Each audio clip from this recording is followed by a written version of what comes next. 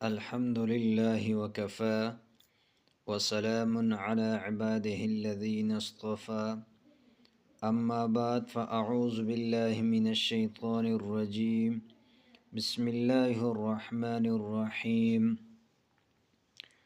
میرے دوستو، آج میں آپ لوگوں کو استغفار کا وظیفہ بتاتا ہوں۔ استغفار کا عمل ہے جو مختلف مشکلات اور پریشانیوں سے نجات کے لیے مؤثر ثابت ہوا ہے۔ استغفار کا مطلب ہے کہ اللہ تبارک و تعالیٰ سے اپنے گناہوں کی معافی مانگنا اور اس کی رحمت اور مدد طلب کرنا۔ یہاں پر کچھ مثالیں پیش کی گئی ہیں جن میں مختلف افراد نے استغفار کے ذریعے اپنی مشکلات اور پریشانیوں سے نجات حاصل کی ہے۔ پہلا نمبر، نوکری کی بحالی۔